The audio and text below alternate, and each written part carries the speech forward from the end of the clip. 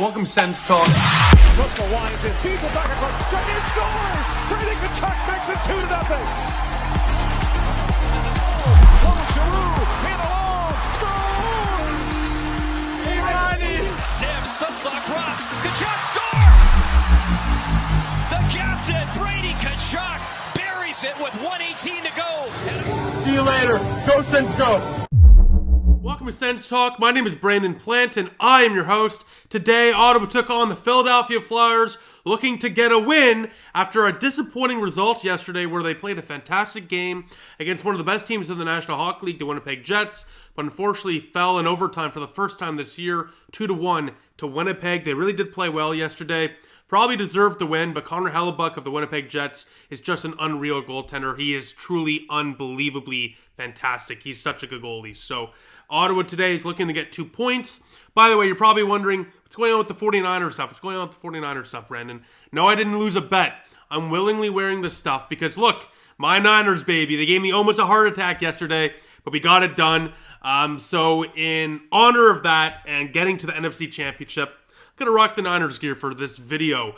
So let's get into the video. Look, just like the Niners made a comeback yesterday, let's say the Ottawa Senators might have taken some inspiration from the best football team in America. So let's get into today's game. And look, we have a lot of stuff to cover for today's game. Obviously, this is the return of Shane Pinto. He is back in the lineup after missing 41 games on the season, and he looked great. Look, Shane Pinto looked fantastic.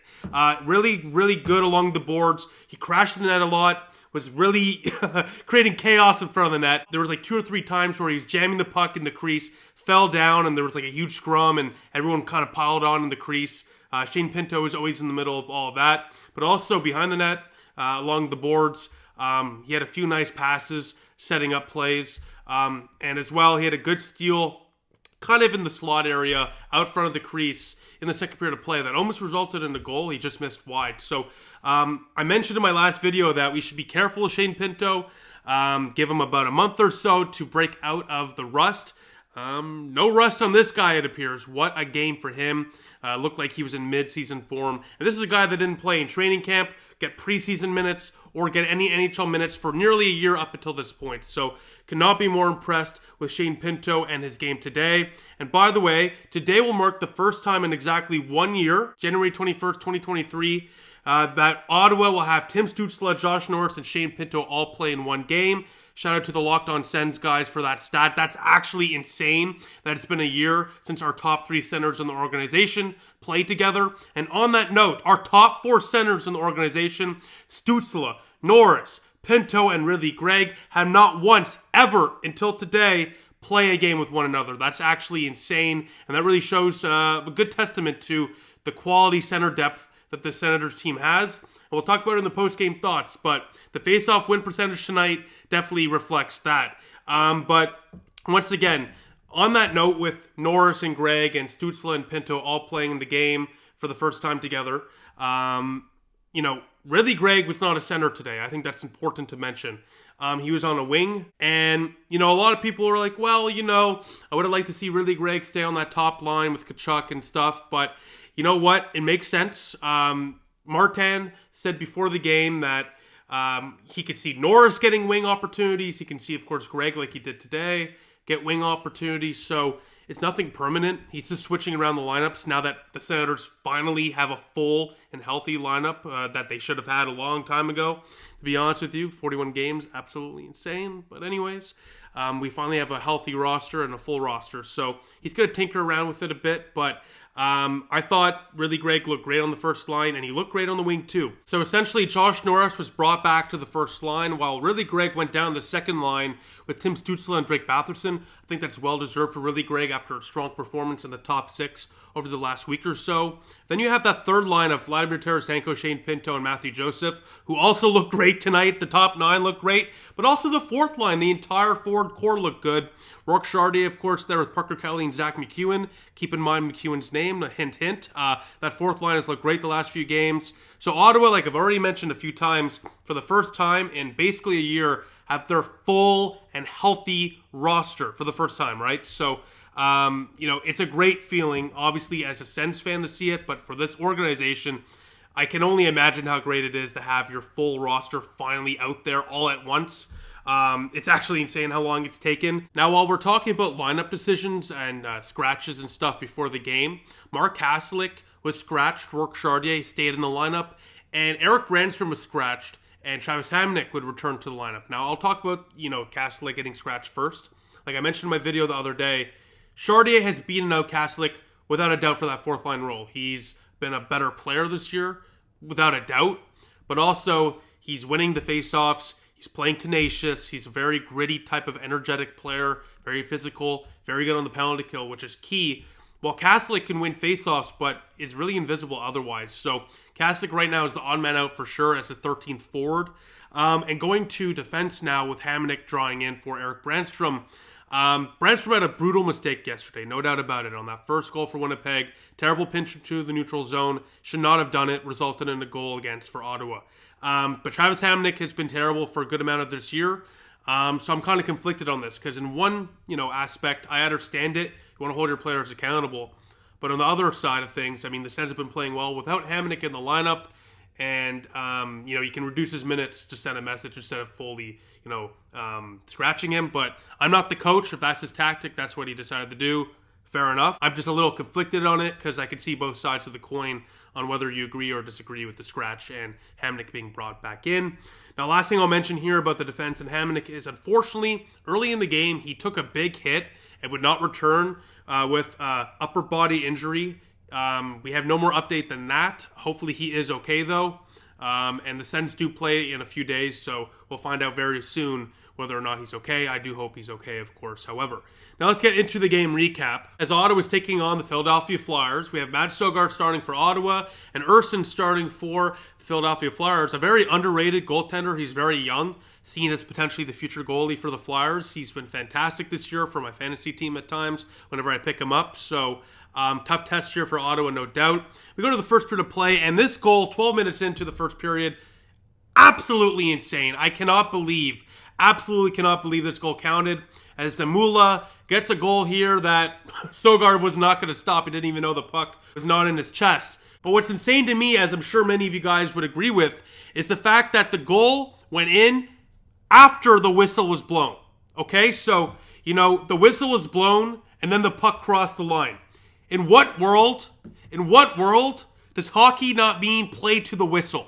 When does that not matter? When does the whistle not matter? Apparently now, because the Flyers lead 1-0. It's challenged. They look at it. It's confirmed as a goal. Utterly insane. I've seen people on Twitter, like John Roddenberg of TSN 1200, say that the continuous play rule, Rule 37, is a goal may be awarded even after the whistle is blown if the puck entered the net as a culmination of a continuous play where the result of the original shot was unaffected by any whistle blown by the referee upon losing sight of the puck. Fair enough, right? But no. Because if you take a closer look at the goal and you review it and you listen to it, the whistle was blown before the shot even was taken. So if you're talking about continuous play, how could it be continuous play if the play didn't even commence before the whistle? All right? He shot the puck after the whistle. So the goal should not count. It's utterly ridiculous. Now, thankfully for Ottawa, it didn't really matter in the grand scheme of things, but stuff like that really irks me because this is the same referee that did some shady stuff with Matt Sogard against the Avalanche last year, where they didn't blow the whistle when he held onto the puck. I don't know, man. I don't know. Fool me once, shame on you. Fool me twice, shame on me. Let's leave it at that. That one was a little weird, but the Flyers lead 1-0 nonetheless, and you can disagree and hate the call all you want, but at the end of the day, you got to win the game. That's just how it goes. But unfortunately, 5 minutes later, Zamula again, his first career 2-goal game in the National Hockey League, makes it 2-0 Flyers. Bad turnover here from Artem Zub. Just can't have it. And then you let him walk right in. Another goal beats Sogard up high from near the top of the point, to be honest with you. But I'm not going to blame Sogard on this one. They let him walk right in. That's a tough one for him. As Flyers lead 2-0 after 20 minutes of play. Tough start, not going to lie. Tough start. After Ottawa really started well, the first 5 to 10 minutes, that brutal call there for Zamula. They get that first of the night, or first of the day, I should say. And then, of course, 5 minutes later, getting that second one. Things aren't looking good. There's no doubt about it. Things are not looking good for Ottawa. That's a tough first period after a pretty strong performance overall. We go to the second period of play, and the former Philadelphia Flyer, Zack McEwen, how do you do, my friend? My goodness. With a burst of speed on the breakaway, roof job, Zack McEwen, the former Philadelphia Flyer, shuts up the crowd, and Ottawa cuts the lead to 1. It's a 2-1 game. Zack McEwen with his second of the year, and whenever this guy scores, it's a highlight reel goal. What a top shelf snipe from Zack McEwen, and Ottawa cuts the lead to 1. It's 2-1 Philadelphia, and that's a great way to start the second period. Within 5 minutes, you get a huge goal, and you're back into it. Oh, wait, of course. Philadelphia, 5 or so minutes later, gets another one. Joel Farabee, this is one that you want to save from Sogard.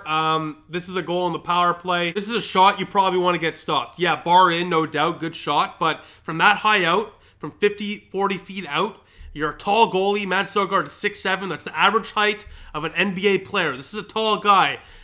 So, you know, he's allowed a lot of goals up high, particularly from near the blue line. So that's a goal that he wants to stop. Not much of a screen there on that one either. So tough break there for Ottawa. That one makes me think Sogard might need more development, particularly on his tracking abilities. And that's a tough one for him there. 3-1 Philadelphia. I will say, though, on the point of Matt Sogard, and we'll talk about this in the post-game thoughts, I thought he played a pretty decent game overall. That it's just a tough goal, let's just be honest.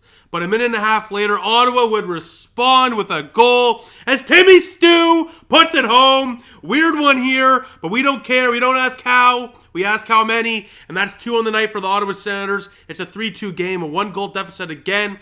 Tim Stützle with a big goal, but more importantly, Shane Pinto gets the assist. His first assist of the season in game number 100 of his NHL career. Congratulations to Shane Pinto. They make it 3-2 after 40 minutes of play. A weird goal there, of course, crashing to the net like I mentioned in the beginning of the video. He was often in that crease, crashing the net, getting piled on, frankly. He really played a strong game, gets rewarded with an assist there.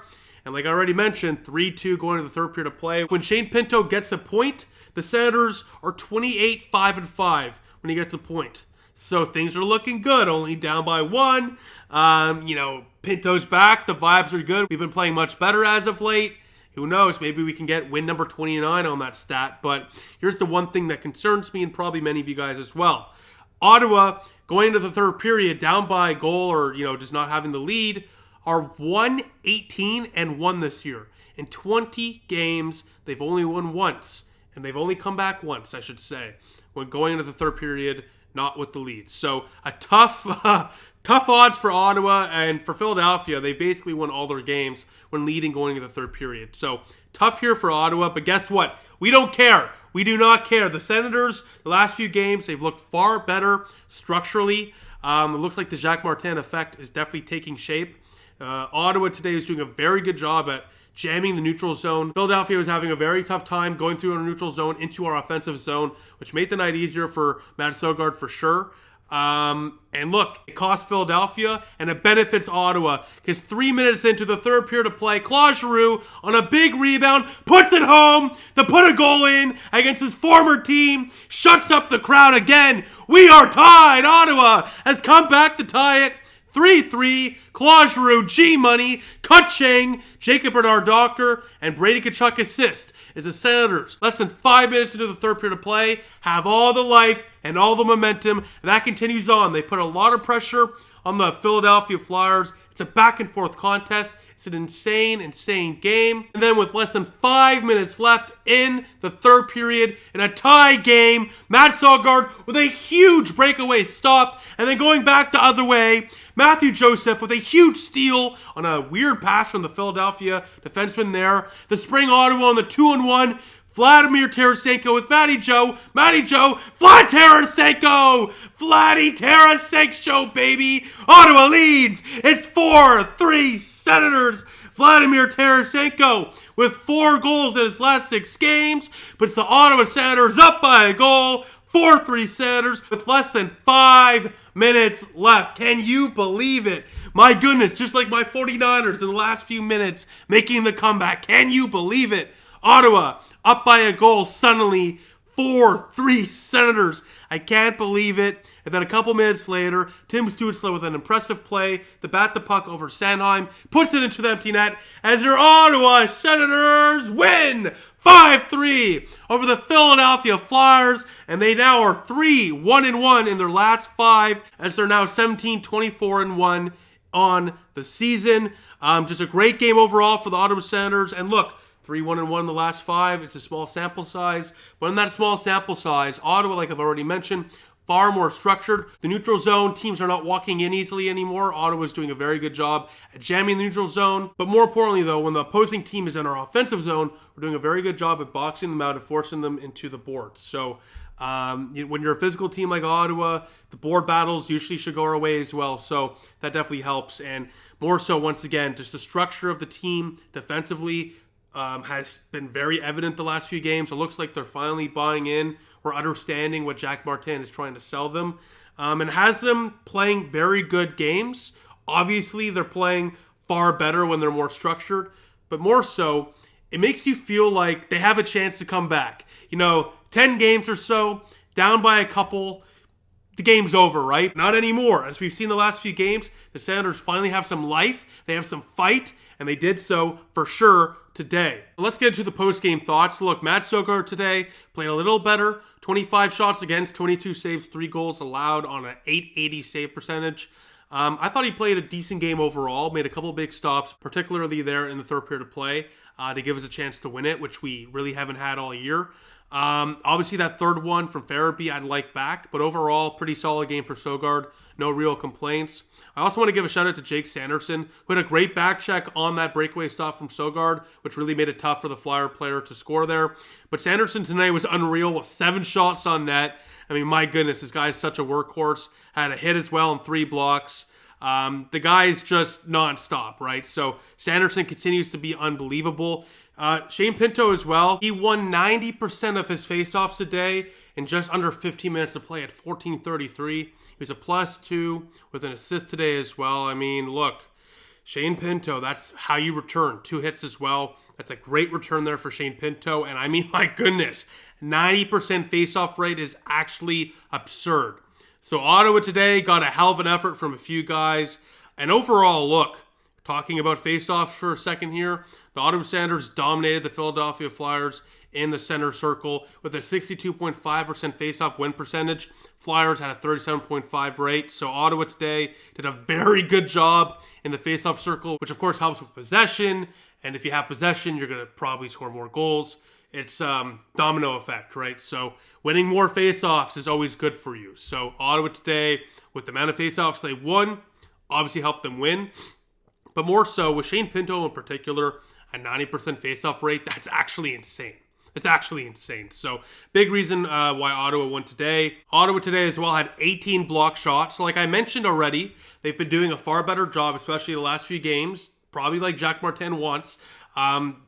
Plugging the neutral zone, making it tough for the opposing team to enter through the neutral zone into our offensive zone. But like I already mentioned, when they're in our offensive zone, we do a very good job at pushing them to the outside, to the boards. And that's very evident with the amount of block shots we had today with 18. So the Flyers certainly had some opportunities. They definitely put a lot of pressure on, but Ottawa did a good job to push them to the outside and not really get any high danger scoring chances. Or if they did, the shot was likely blocked. So a good defensive effort overall for Ottawa, which only allowed 25 shots today as well. So pretty good overall. Another thing I wanted to mention in my post-game thoughts was it's the mother's trip, and it was really cool to see Tim Stützle and Matthew Joseph literally wave to the Sens moms when they were exiting the ice.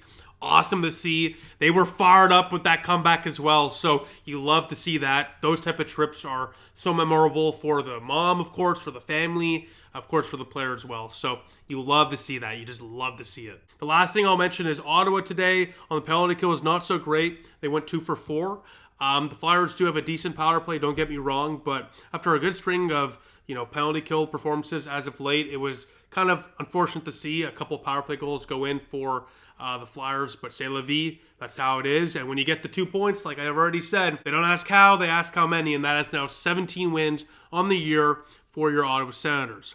Now, besides that, thank you all for watching. I appreciate your support. The next time Ottawa plays is this Tuesday against Les Habitants, the Montreal Canadiens, in La Belle Province in Montreal in Quebec. So that's going to be an exciting one. I'm excited to watch that one, and I'll see you all then. So thank you all for watching. I'll see you all soon. Go Sens, go.